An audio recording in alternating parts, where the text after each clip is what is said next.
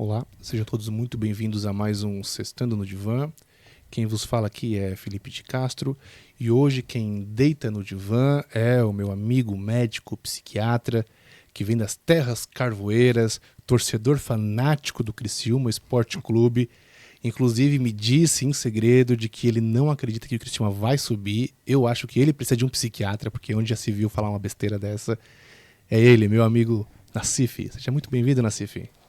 Obrigado. É importante, né, Felipe, ser realista, né, quando a gente se lida com as possibilidades. Muito obrigado pelo acolhimento. Espero que seja um papo legal aí para quem estiver nos ouvindo. Então acreditar que o Criciúma vai subir é ser meio psicótico? É descolar da realidade? Não necessariamente, porque ainda há chances matemáticas, mas a probabilidade ela vem diminuindo nos últimos jogos aí pelo futebol ruim aí que vem apresentando. Muito bem. Escute, para coração partido, Prozac ou um whisky 12 anos? Aceitador. Como assim? Como você é psicanalista, né? Eu acho que o caminho é um pouco por aí mesmo, né? A gente se autoavaliar, né? Buscar aonde que está o foco da ruptura, né? Do não segmento do relacionamento. E todos os relacionamentos trazem questões, né, externas que muitas das vezes a gente observa e coloca culpa pelo aquele desfecho, mas também tem muitas questões internas. Acho que as pessoas sempre fazem muito bem em investir em si, se conhecer, observar seus traços de personalidade e tem que passar por cima disso através de força interna, né? Energia. Não julgo que nem uma bebidinha e nem um medicamento vá acrescentar algo de forma a pessoa evoluir. Não penso dessa forma. Tu falou em personalidade, essa é uma palavra corriqueira, né? Mas é uma palavra que vem da saúde mental, né? A ideia de personalidade. Melhor, fazendo uma autocorreção aqui. Ela vem do teatro, né? Os gregos usavam a persona, e aí é tomado pela saúde mental e depois populariza-se para o grande público. Para quem está nos escutando, o que é personalidade? A personalidade é um conceito abstrato, com certeza, mas reúne as características de funcionamento daquela pessoa, tanto para consigo quanto para os objetos, que na linguagem de saúde mental a gente define as outras pessoas, né, as grandes áreas da vida da pessoa, né, as instituições, pode eventualmente em uma relação dinâmica ser considerado um objeto, e o próprio ambiente. Então, a personalidade é para ser talvez o máximo de sintético nessa definição, é o jeito da pessoa. Como que ela se comporta perante o mundo, tá. e a ela mesma. Porque da palavra personalidade, apesar da origem, né, do teatro grego, né, que a persona era a máscara, né, ela era na prática, o que a gente percebe bastante em saúde mental, uma questão que envolve a personalidade é a autoestima. Então, não são só com objetos externos, né? Se, por exemplo, a gente não tem uma boa autoestima, a gente não se sente seguro naquilo que a gente está enfrentando no cotidiano, a nossa tendência é usar mecanismos psicológicos que em algumas pessoas têm um padrão mais contínuo, que é a personalidade dela, para até como se defender, né, do ponto de vista mental de sofrimentos psíquicos adicionais. Eu sinto que às vezes as pessoas confundem assim personalidade com uma espécie de mau-caratismo, outras vezes com uma espécie de patologização daquilo que é, sei lá, comum, natural do próprio sujeito, né? Se eu chegasse no teu consultório e te falasse o seguinte, doutor, Eu gosto de dias chuvosos e cinzentos, né? Eu leio Fernando Pessoa e escuto Los Hermanos. Eu sou um depressivo ou um melancólico?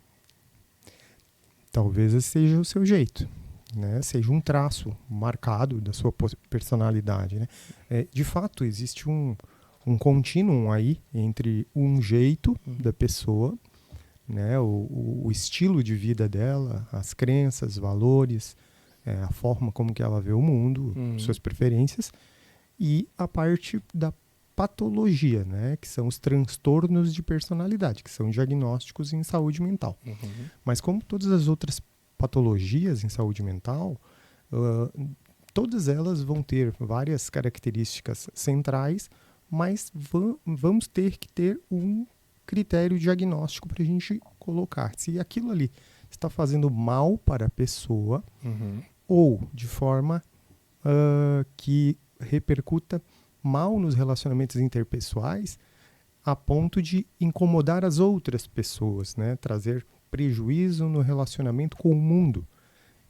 Se há esse critério, e muitas das vezes esse critério tem de vir justamente do paciente, daquele que chega no consultório, aí a gente começa a pensar, né? E aí pensar na possibilidade de um transtorno de personalidade, né? Que tem que ser trabalhado, inclusive nesse campo, a psiquiatria per se, ela é muito frágil, porque, querendo ou não, uma das principais armas terapêuticas do psiquiatra é o medicamento, e a personalidade ela não vai evoluir, digamos assim, né, a partir do uso de medicamentos, e sim de um trabalho, por exemplo, de psicoterapia bem fundamentado e desenvolvido com certo tempo, né?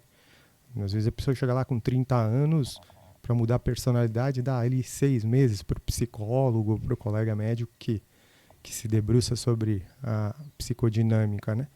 E sobre essa questão ali de as pessoas talvez confundirem um pouco com o prejuízo de caráter, seja porque um dos transtornos de personalidade, né, que são vários tipos, né, de personalidade, vários tipos de transtorno que existem, né? Um deles é o transtorno de personalidade antissocial. E é o que, para entendimento de uma forma mais simples, a gente chama de falta de caráter. Por quê? Né? Porque o transtorno de personalidade antissocial, que não é o fóbico social, né? O fóbico social, o ansioso, quando tem uma atividade de desempenho, as pessoas tendem a chamar, eu sou meio antissocial, na verdade, quando elas falam isso, elas estão querendo dizer que elas são fóbicas, se esquivam de situações em que elas estão expostas de qualquer forma, mas sim, o transtorno de personalidade antissocial é esse, né, que a gente tem como um sinônimo quase correto, que é a sociopatia. Ali a pessoa não desenvolve por características suas, genéticas ou, na maioria das vezes né? De formação da personalidade, a questão do afeto. Né? A pessoa tem muito menos capacidade de ter empatia. Por isso que esse transtorno de personalidade é bastante frequente em ambientes, por exemplo, de encarceramento, né? em que há algumas regras sociais de convívio estipuladas em conjunto pela comunidade, a pessoa tende a não respeitar elas, né? Então, talvez seja por isso a questão do caráter e da personalidade ter essa ideia de uma continuidade. Então eu não seria um depressivo.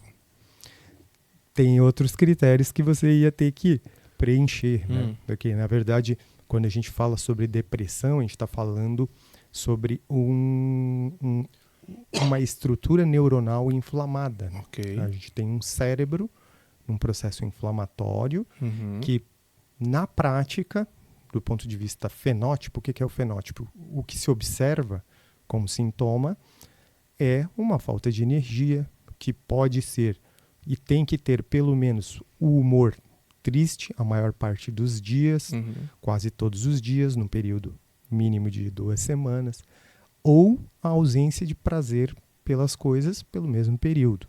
E aí, uma série de sintomas adicionais que passam por equivalentes orgânicos, qualidade de sono, qualidade da alimentação, né, hábitos compulsivos, e aí entra dentro de um critério diagnóstico de patologia. Eu sempre comento, mas isso não é muito subjetivo? De fato é subjetivo, porque a gente tem a expressão comportamental e sensorial que vai nos levar a um diagnóstico de depressão, advindo de um órgão que a gente não pode biopsiar.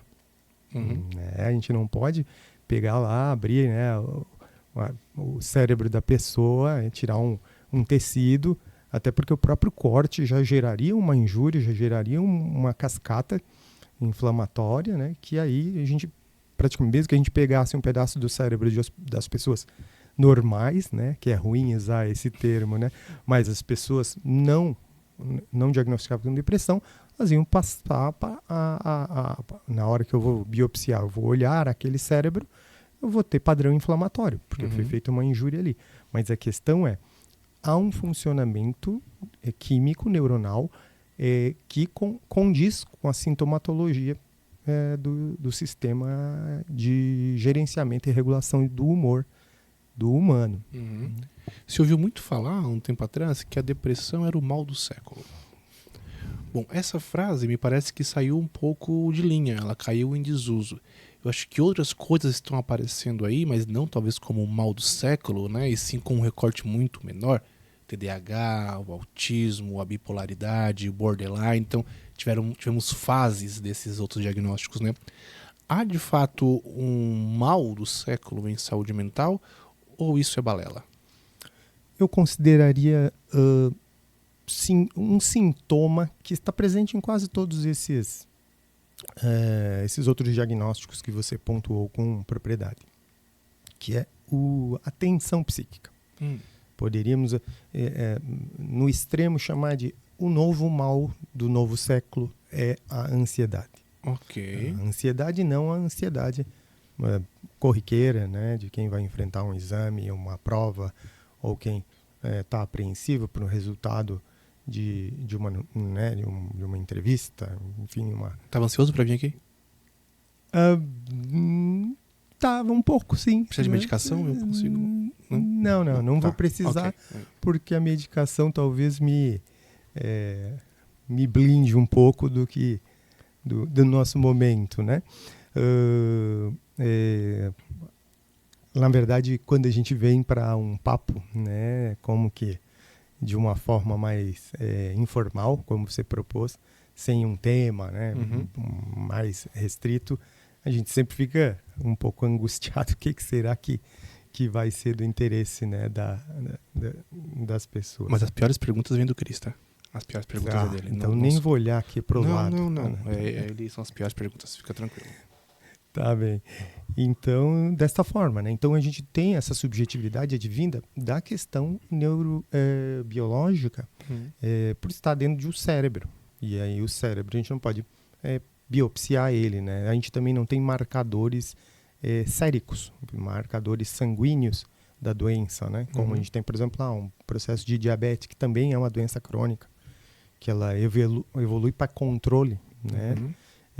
A gente tem lá o açúcar no sangue, tem um parâmetro, de tempos em tempos, toda a comunidade científica internacional se reúne para avaliar, né? Vou te dar um exemplo. Quando eu me formei médico, a glicemia, estando até 110 mg por decilitro, ela era o limite da normalidade. Hoje é 99. Cai bastante, né? Então, assim, por quê? Porque através dos estudos científicos se percebeu que as pessoas que mantêm a glicemia abaixo de 100, elas têm muito menos complicações de diabetes, né? E previne uma série de circunstâncias sistêmicas, né? Então, aqui nós temos, mas nós temos pelo menos um marcador sérico, né? Um exame de sangue que eu comprovo ter a doença. Pois é, mas isso tudo é convencionado. E a convenção não deixa de ser subjetiva. Ok. Aquilo que é normal, então, é uma convenção? Depende. Né? Isso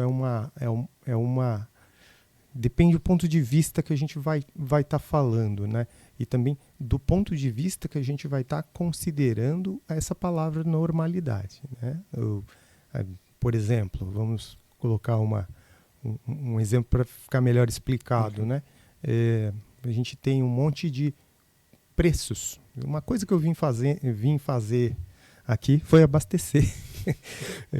Então eu estava ali no posto de gasolina e estava ali olhando o preço, né, da gasolina. Mas vamos colocar assim, se a gente faz uma pesquisa de preço do litro da gasolina em vários postos de combustível da região sul do estado, a gente vai ter lá um valor máximo, um valor mínimo, e vários valores entre o máximo e o mínimo.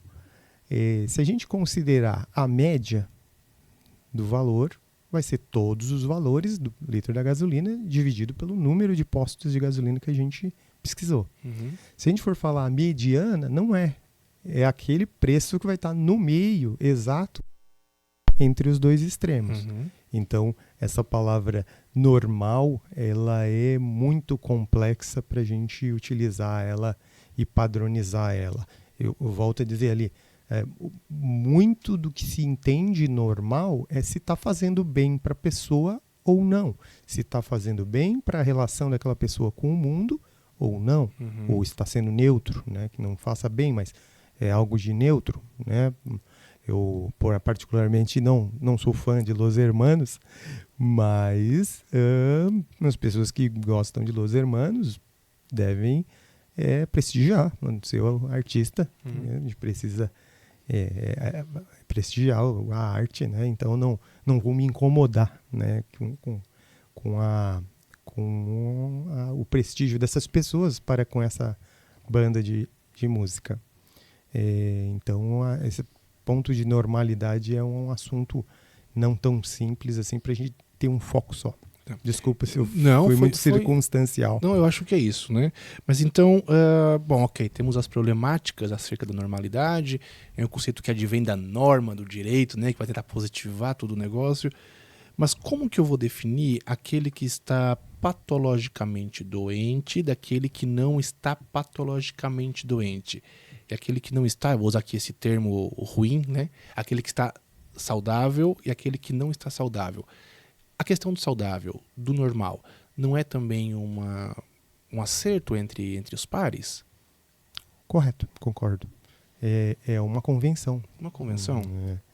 Eu entendo como uma convenção, porém, né, quando a gente está falando em medicina, né, uma ciência com muitos serviços prestados, né, à humanidade, a gente está falando de convenções científicas com parâmetros bem fundamentados. Né? Então, a gente tem lá, se a gente pegar um DSM ou qualquer classificação de saúde mental, né, com o próprio Código Internacional de Doenças, o CID, né, tem vários diagnósticos lá e também os da saúde mental. Se a gente pegar esses sistemas classificatórios e olhar esses diagnósticos, todos os critérios para a gente fechar um diagnóstico, eles estão ali descritos. Então, a gente, de uma certa forma, tem uma baliza, vai passar de forma muito leve por questões de quem está avaliando. Okay. Em linhas gerais, os sintomas, se eu for num psiquiatra, por exemplo, em Criciúma, se eu for no Rio de Janeiro, ou se eu for na Austrália, né, ou em outras culturas, o critério diagnóstico vai ser o mesmo, né, porque existe uma convenção da comunidade científica mundial a respeito de juntar sintomas, fazer um estadiamento, né, como que é um termo que eu podia usar para você, é uma intensidade, né, medir a intensidade desses sintomas dentro de determinados contextos, e aí vai ser classificado como uma pessoa que está com transtorno mental ou não. Inclusive a criação do DSM, lá o 1, né, em 53, foi por conta disso, né? Tu ia em um psiquiatra aqui, ele te dava um diagnóstico, ia no outro lá, ele dava outro diagnóstico. E, bom, a minha suposição é de que isso acontecia porque a gente não tem, por exemplo, um marcador biológico, né, na psiquiatria. Perfeito. Né? Não tem, bom, o exame deu alterado aqui, portanto é depressivo, portanto é isso, aquilo, outro, não é? Bom, se não há um marcador biológico na psiquiatria, logo não há doença mental? Na verdade, essa afirmação de que não há um marcador biológico, ela vai até a página 2. Não há um marcador biológico patognomônico. E vou dizer, em saúde, não só saúde mental, em saúde física também, poucas doenças têm marcadores patognomônicos. O que é? Se a pessoa apresentar aquele resultado daquele exame, ela comprova, isoladamente, aquele resultado daquele exame comprova que a pessoa está doente ou não. Mas, de fato, há um comportamento biológico, isso muito bem fundamentado, inclusive, hoje em dia, em centros maiores de pesquisa, já se consegue avaliar como que está a expressão de afeto das pessoas com exames como estes que a gente faz eventualmente para ortopedia, como tomografias computadorizadas. Claro que são colocados contrastes na pessoa que fazem as áreas cerebrais mais afetadas por um estímulo bom ou ruim serem ilustrados naquele exame, né? Então, que a gente diz que não tem marcador biológico, não tem marcador patognomônico. Eu vou ter lá no neurônio, numa rede neuronal, por exemplo, do afeto, né? Que a gente está falando em transtorno de humor, para exemplificar.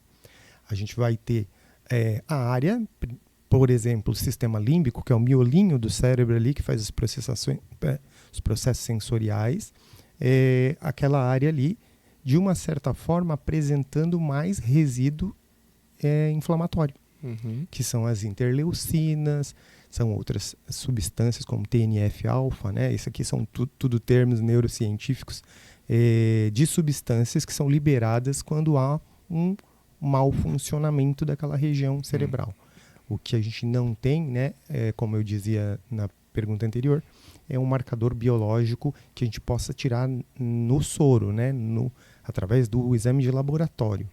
Inclusive, nós psiquiatras que trabalhamos com medicina baseada em evidências, uma medicina mais fundamentada, mais tradicional, a gente tem até um certo preconceito para com alguns colegas que pedem substâncias na periferia do corpo, né? No caso, exames de sangue laboratoriais, como, por exemplo, serotonina. A gente sabe que tem médicos que pedem para dosar serotonina. Por quê? Porque a serotonina é um neurotransmissor promotor de bem-estar psíquico. Só que a questão da serotonina ela é ampla no nosso corpo como um todo, inclusive no cérebro. Então, se quer medir serotonina no cérebro, teria alguma validade científica. Por que a gente prescreve, por vezes, como antidepressivos ou tranquilizantes, inibidores da recaptação de serotonina? É para que ela fique na rede neuronal localizada na área de ação dela, em que ela vai se ligar a um receptor.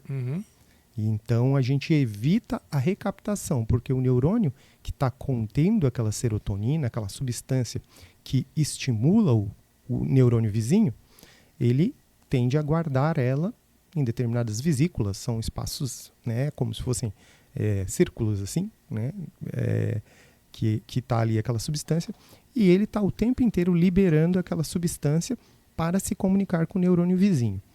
As pessoas que têm processos de humor e de ansiedade, por vezes, recaptam o mesmo neurônio que libera aquela substância, puxa ela para dentro do seu corpo de forma automática e muito mais rápida. Então, o medicamento lá, a fluoxetina, sertralina, o escitalopram, né, que quase todos, né, já convivemos com esses nomes de medicações, ele vai lá e segura essa serotonina no espaço em que ela tenha tempo de se comunicar com o neurônio vizinho, com o neurônio que vai dar a expressão do comportamento, do bem-estar psíquico, da energia, da diminuição do nível de ansiedade quando a gente está perante um desafio. Então, é um processo realmente bioquímico, né? Então, é mais ou menos por aí.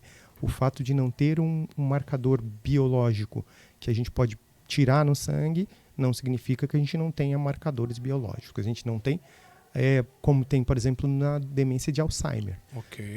Lá a demência de Alzheimer, isso não é feito em vida, mas se a gente tiver uma perda de um paciente com Alzheimer e a gente fizer um corte pelo patologista daquele cérebro, a gente vai olhar o neurônio dele e vai ver que existe uma estrutura, uma proteína ali dentro daquele neurônio que faz esse neurônio morrer e a pessoa perder a memória. Isso sim é algo patognomônico. Muito bem. Né? Existe uma proteína específica, então ali a pessoa perdeu a memória porque aquela proteína que entrou, se desenvolveu dentro daquele neurônio, matou a funcionalidade dele e depois acabou matando ele de forma ao dejeto daquele material ser absorvido pelo corpo. Você falou sobre a autoestima no nosso começo da conversa, né? A depressão, a autoestima, essa relação da personalidade com a autoestima, né? Eu te pergunto, toda autoestima, ela deve necessariamente passar pelo corpo? Por exemplo, eu preciso me achar bonito para ter autoestima ou ela pode passar por outros lugares? Talvez seja mais por outros lugares do que pelo corpo. Viu, Cris? Eu não sou feio. É a medicina que está dizendo. Aí é mais subjetivo. Tudo bem. Vamos lá, doutor. Mas, não, tudo bem. Não é para tanto o que eu vinha explicar. Mas, então, ok, acabamos por aqui a entrevista de hoje. Muito obrigado. Mas assim, eu percebo que a questão da autoestima ela tem variáveis inconscientes, né, com certeza. Mas, por exemplo, o que a gente observa daí falando como médico, mas com médico já de um certo tempo de formação, como psiquiatra já 15 anos, né? A gente percebe no nosso meio que a gente consegue desenvolver a autoestima. Como que a gente consegue desenvolver a autoestima? Indo lá, colocar uma prótese de silicone, né, ou fazer academia, né, de forma frenética, até desenvolver um corpo escultural. Não vejo dessa forma. Eu vejo que no nosso meio a gente consegue depositar dinheiro nessa conta da autoestima através das nossas conquistas, através da nossa evolução. E não tão parametrizada assim. Essa evolução não quer dizer, eu tenho mestrado, aí eu vou lá e faço doutorado, e aí depois eu faço um pós-doutorado, e aí depois eu escrevo uma quantidade enorme de best-sellers, então, e aí eu tenho minha autoestima garantida. Não digo nesse sentido. Digo com a pessoa se comparando em relação a ela mesma, inclusive como humano. Quando ela consegue, por exemplo, canalizar uma atividade que faz mal a ela, como uma exposição nociva de drogas, e sair deste comportamento, por exemplo, se engajar num voluntariado, com certeza aquela pessoa vai chegar de peito aberto, com um sorriso no rosto, se sentindo muito bem para você. Ela vai dizer, olha como eu evoluí, olha como eu estou fazendo valer a minha passagem aqui. Né? Ao contrário de outras estratégias que têm seu valor, como as de investimento na saúde estética, né? Mas que por vezes também enganam aquela pessoa que vai buscar aquela saída, né? Não vou fazer aqui uma retirada de gordura em determinada parte do corpo, e aí eu vou me sentir melhor e tal. Isso por vezes é um caminho possível falso. Entendi. Mas eu ficaria mais feliz se eu não tivesse essa barriga. Eu seria mais feliz. Te digo, depende mesmo do contexto, né? A gente tem os países do Oriente Médio, por exemplo, que a pessoa que não tem, a mulher, inclusive, que não tem nenhuma barriguinha, ela não é tão bem vista, né? Depende. Esse tipo de conceito, esse sim, eu acho que ele não é tão universal. Ele depende muito mais da cultura. Você falou em que a autoestima passa em me comparar comigo mesmo enquanto humano, né? O Lacan, psicanalista e também psiquiatra francês, vai dizer uma coisa um pouco diferente. Vai dizer que eu só existo no olhar do outro. Bom, falando em redes sociais agora, né? Instagram, Facebook, essas coisas todas aí, né? Constantemente estamos ali esperando uma espécie assim de aprovação alheia, né?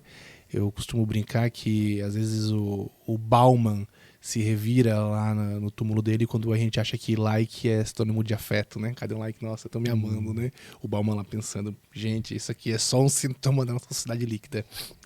Mas, bom, se eu me comparo comigo mesmo naquilo que eu fui e hoje eu estou melhor, o Lacan vai dizer que eu só existo no olhar do outro, as redes sociais estão aí para provar que a gente parece se sentir mais feliz com mais likes, né? Como é que fica essa dinâmica? Nós estamos, de fato, tomando esses likes como afeto? Isso é uma falsa autoestima? Como é que a gente fica no meio disso tudo? Devo desinstalar meu Instagram? O que eu faço? Eu não considero uma atitude tão madura se esquivar desta realidade. É diferente de eu, de repente, ter que controlar o meu tempo de tela, né? Controlar o meu tempo que eu gasto com observar o comportamento das outras pessoas, as vivências, que por vezes são as positivas que elas vão postar lá, né? Das outras pessoas, e perder o tempo de viver o meu dia, né? Mas fora isso, eu considero que a gente tem esse processo da conexão via internet, né? A gente se criou uma rede, ela é rede social não à toa. A gente vive em sociedade e ela está ali cumprindo um papel para pessoas que estão distantes fisicamente.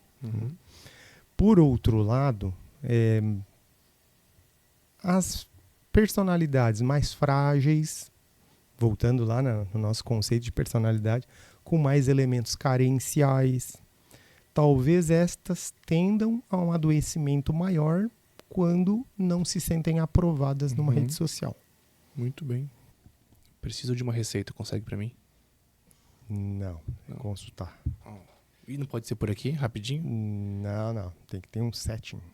Poxa vida. Escute, bom, pra quem não sabe, mas eles sabem que eles nos acompanham há algum tempo, nós temos aí o DSM que vai regular, mais ou menos assim, né, indicar, ajudar o psiquiatra na sua função de terapeuta, né? Nós temos a 5ª edição em 2013, 2018, uma revisão ali, né? O DSM recebeu muitas críticas da sociedade, muitas críticas dos pares também, né? Inclusive o Alan Frank, o diretor o chefe da força-tarefa do DSM-4, fez críticas severas ao DSM-5, né? E a crítica consiste mais ou menos no seguinte: há uma inflação de diagnóstico. Bom, nós temos uma série de terapêuticas hoje, na psicologia temos muitas coisas, tem várias áreas da psiquiatria, bom, tem muita terapêutica aí, né? A sensação que eu tenho é de que não estamos mais saudáveis. Pelo contrário, parece que toda esquisitice, né, toda pequena argúria tem hoje uma classificação, né? Nós temos lá o transtorno disfórico menstrual, por exemplo, né? Exato. TPM. Bom, então te pergunto, qual é a mulher que não passa por isso, né? A minha esposa parece que passa 30 dias, essa parte do córtex ela não pode escutar, mas ela parece que tem 30 dias de TPM, né? Eu corro sério, o risco de vida sério lá em casa. Mas então há uma inflação do diagnóstico aí, né? Como é que tu vê isso? De fato, as pessoas estão mais doentes, há um avanço do patológico sobre a normalidade. O que está acontecendo? Um pouco dos dois. De fato, quando a gente fala, né, aqui estamos falando, brincando aqui, TPM, né, tensão pré-menstrual.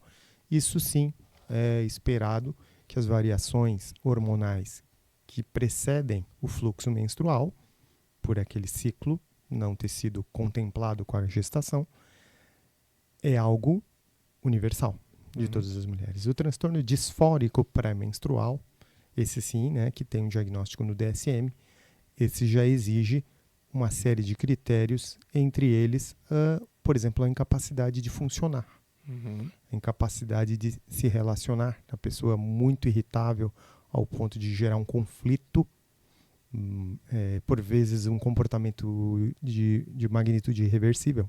Uhum. Por exemplo, acho que um pouco dessa explicação do porquê que a nossa sociedade está um pouco mais doente do ponto de vista psíquico e bem-estar advém daí, desse outro exemplo que eu vou dar, o trabalho. Né? Por exemplo, a mulher, quando tem o seu nível hormonal alterado antes do fluxo menstrual do ciclo dela, ela, por vezes, não consegue nem trabalhar Uhum. naqueles dias ali. Uhum. E aí entra a saúde e o medicamento também, né, com um papel aí. Eu, particularmente, acho que há um excesso de diagnósticos, né? São mais de 700 diagnósticos no DSM. Eu concordo que tem muita coisa ali que é praticamente um contínuo, né? Uma continuidade da normalidade. Os parâmetros sempre vão ser esses, né? Se está atrapalhando a vida da pessoa ou não. Porém, a gente, como humano, a gente tem que enfrentar desafios. Uhum. A gente tem que conviver com pequenas oscilações, né? De um dia acorda melhor, outro dia já não está tão bem. Acho que vamos evoluir muito ainda por aí. Mas uma das coisas que fizeram esses menos de 20 diagnósticos do primeiro DSM se transformarem em 700 e pouco, porque também se subdividiu mais as questões emocionais. Do ponto de vista número de pessoas doentes, aumentou, mas não aumentou tanto quanto parece pelo número de diagnósticos. O que acontece é que ali há subdivisões de determinados diagnósticos que no passado eram, por exemplo, transtorno bipolar, que era conhecido como psicose maníaco, da fase eufórica, fase maníaca, depressiva. Né? Psicose maníaco-depressiva é o que a gente chama de transtorno bipolar, que há alguns anos atrás era chamado de transtorno de humor bipolar. Como a variável humor, ela não é, isso é paradoxal, ela passou a ser menos importante, mas ainda muito importante, menos um pouco. Aí agora a gente chama de transtorno bipolar. No passado era psicose maníaco-depressiva. Hoje a gente tem, por exemplo, transtorno bipolar tipo 1, em que a pessoa se aventura, em que a pessoa perde contato com a realidade, fica agressiva, por vezes precisa de internação, com transtorno bipolar tipo 2. E outros subtipos desse transtorno bipolar que existem, né? Outras características de fases. Então, ali dentro desses 700 e poucos diagnósticos, tem as subdivisões que estão dentro dos mesmos diagnósticos axiais, né? Os diagnósticos de eixo que a gente tinha lá na metade do século XX. A histeria, por exemplo, era um diagnóstico que estava contido até o DSM-3, né? E depois ela foi se diluindo aos poucos para outras categorias, né? Exato.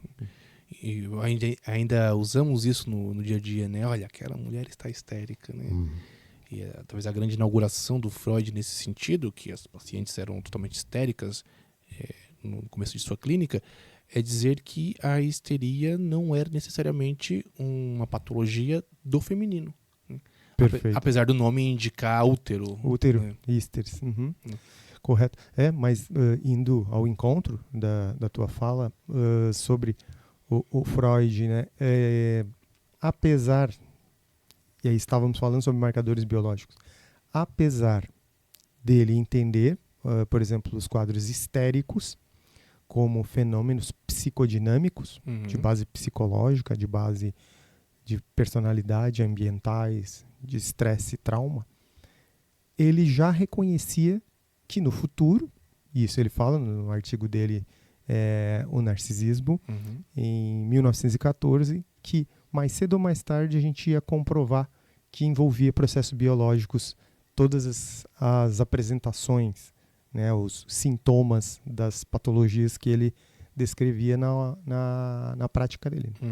Mas tem um problema aí, né? Porque o Freud sempre teve esse desejo de ser reconhecido enquanto cientista, né? O primeiro trabalho dele já era mais ou menos nesse sentido, que era uma psicologia científica para psicólogos, né? Depois ele abandonou um pouco isso, foi tentando outras coisas, mas estava sempre voltando a essa questão. Eu acho que o Freud precisava de uma análise. Tu não acha? Precisava. Eu acho que análise todos precisamos. Como assim?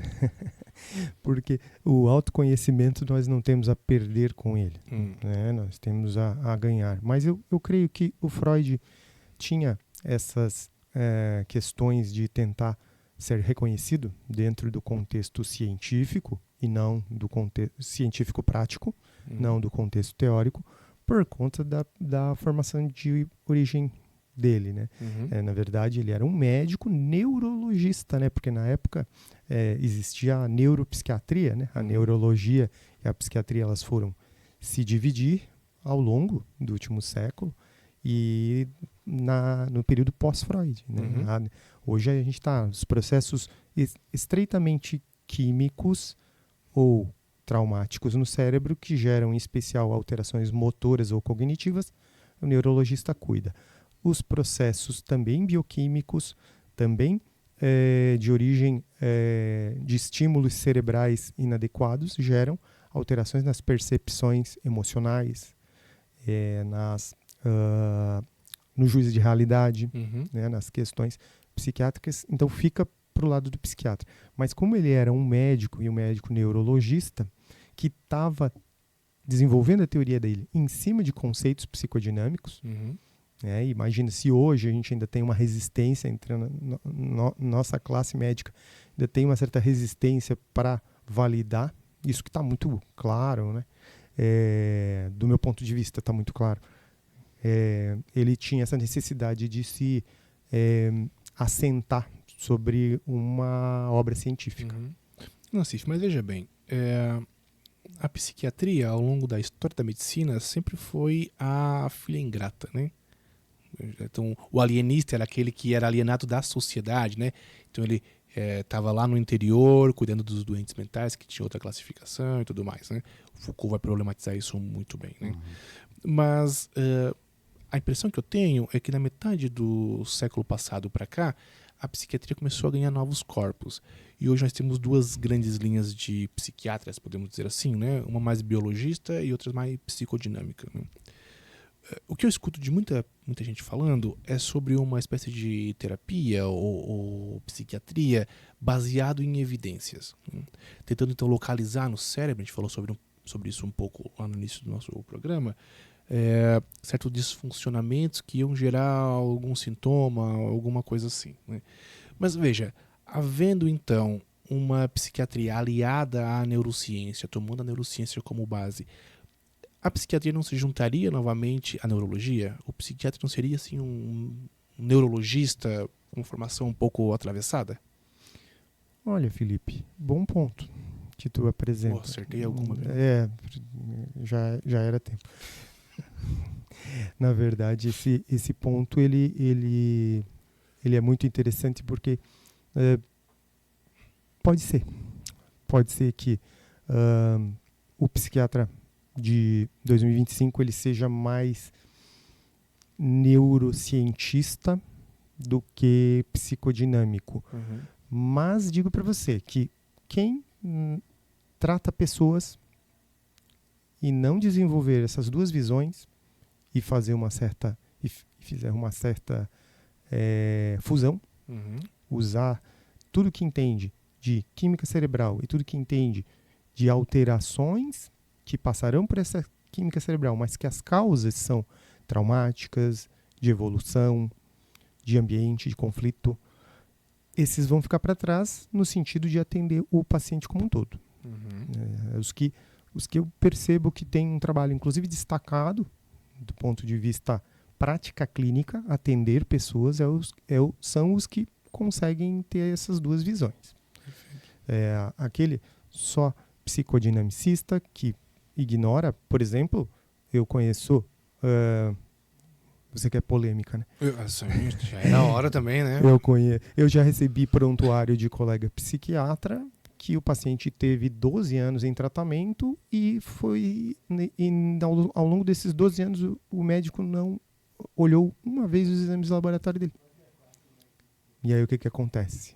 A pessoa pode ter sintomas comportamentais de bem-estar psíquico por conta de hipotireoidismo, problemas de vitamina, uma anemia crônica, né? Isso é ser psicodinamicista ao extremo, no meu entendimento.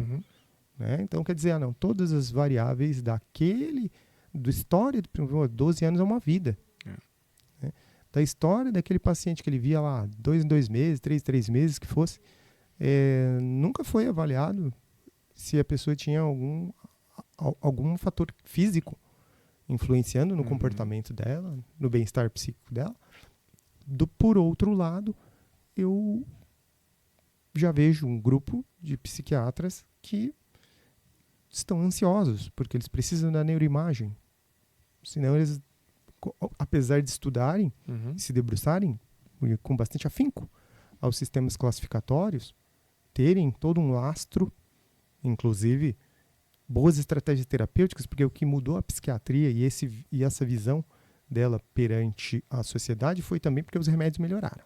Sim. Mas voltando, vejo um grupo de psiquiatras que simplesmente não trabalham mais, eles não estudam mais psicodinâmica, eles não estudam mais o poder de alterar a predisposição para a doença de uma criança que não tem cuidados, ou que os cuidados são precários, com situações de abandono, injúrias psicológicas que já é comprovado cientificamente, fenômeno que a gente chama de epigenética, né? Eu tenho uma tendência a desenvolver um quadro mental, mas o ambiente me protege não no sentido ruim, de excesso de proteção, mas me protege para que eu vá enfrentando as dimensões da vida humana em cada ciclo, cronologicamente falando, inclusive, eu acabo deixando aquele gene que era para adoecer lá quietinho, sem apresentar uma doença mental. Muito bem. Para finalizar então, doutor, se tu fosse arriscar assim, de bate-pronto, fazer uma análise selvagem, usando um linguajar freudiano, um diagnóstico para o Cris. Assim, batendo os olhos, olhar clínico, vamos lá, vamos ver se está afiado. Um diagnóstico para ele. Tensão pré-menstrual, eu suponho que não seja. O Cris me tratou muito bem na chegada. Eu classificaria fosse ele. O único, tá? Eu classificaria ele como ígido. Ígido? Que é algo que está em extinção pelo. O que é o ígido? Ígido não porta nenhum transtorno mental. Ah, não. Que isso? Talvez eu esteja demonstrando alguma fragilidade na formação aqui nesse. Se formou, foi à distância, foi. A tua formação. Foi um minuto apenas. Foi, o telemédico, aquele. Essa é o palpite? Ah, o senhor precisa vir mais vezes aqui. Viemos. Não, pra precisa, combinar com o tempo. Não precisa, porque... E se fosse arriscar pra mim, então? Me conhece um pouco melhor. Caralho, pra mim lá vem coisa feia. Olha só, Cris. Ele respirou, estufou o peito feito um pavão e agora vem, vai. Cris, até o momento, tá? Se for um atestado, é neste momento. Bem, Felipe, eu acho que te conheço melhor, mas também sob a ótica de acompanhar, né, brevemente teu trabalho nesse período, mas também via rede social. E aí a gente volta lá no início de que ao observar o outro através de uma rede social é algo enganoso, né? Se você me apertar e precisar para um concurso, eu diria que você não apresenta nenhum sintoma psiquiátrico nesse momento, apesar de que por vezes a gente internamente tem e não deixa isso se expor. E isso é um problema, né? Às vezes a gente tem sintomas e esse próprio estigma de ser reconhecido doente acaba levando até a perda cerebral, perda de oportunidade de tratamento, de melhora de qualidade de vida. Mas saindo um pouco da brincadeira, não tem por que sair diagnosticando aqui os amigos do programa. Que dó, eu queria uma testada aqui já. Mas o doutor falou uma coisa interessante, Felipe, a questão das redes sociais. Tem muitos vídeos nas redes sociais que mostram isso, né? Pessoas interagindo nas redes sociais pré-suicídio. Você vê Perfeito. felizes ali. Uhum. Sim, a cara da depressão, né? A cara da depressão e as pessoas se sentindo bem ali, né? Participando de situações interessantes, né? Não falo sobre o meu tricolor, o Criciúma, mesmo ganhando, né? A pessoa tá ali festejando e alguns dias depois ela vai chegar num momento em que ela não vidas pro seu sofrimento, porque a vida não é um jogo de futebol, e acaba cometendo suicídio. Eu vejo que há um problema muito grande que a gente enfrenta na prática, assim, conversando como médico, né? Como médico que fornece, inclusive, documentação a respeito dessa questão da rigidez e do sofrimento, quando a gente vai lidar com atestados médicos, né? Que, por vezes, algum perito menos atento naquele momento pode até validar um atestado de alguém que esteja, de uma certa forma, simulando algo. Por outro lado, pode ser que percebo que existem alguns casos em que o fato da pessoa ir com a unha pintada para a perícia, por exemplo, já faz com que automaticamente seja considerado uma pessoa com boa saúde mental que pode trabalhar. Enfim. Às vezes a pessoa está resgatando lá o último do resquício, né, desse olhar para si com orgulho. Né? Muito bem. Doutor, como é que foi a tua primeira vez comigo? Não teve primeira vez. Agora eu estou ficando escaldado com as duas perguntas. Final, deixei as melhores pro final. Não, bacana. A proposta é interessantíssima. Olha, nós estamos aqui, né, numa parte do nosso país que é uma região de muito trabalho, de muita produtividade, mas que iniciativas como a tua têm que ser apoiadas por conta de que a gente precisa sair um pouco da caixa, daquele que acorda, produz, vai dormir, né, reproduz e depois vai ser lembrado lá numa lápide. A gente precisa entender um pouco mais sobre comportamento humano. Muito bem, então. Muito obrigado. Espero vê-lo em breve com um diagnóstico melhor, né? Vou estudar no DSM. Mais preciso, quem sabe, né? E até breve. Até breve, foi um prazer. Obrigado a todos. E vocês gostaram do nosso bate-papo de hoje? Fica ligado aí que semana que vem tem mais coisa boa vindo no Sextando no Divã. Até lá. Tchau, tchau.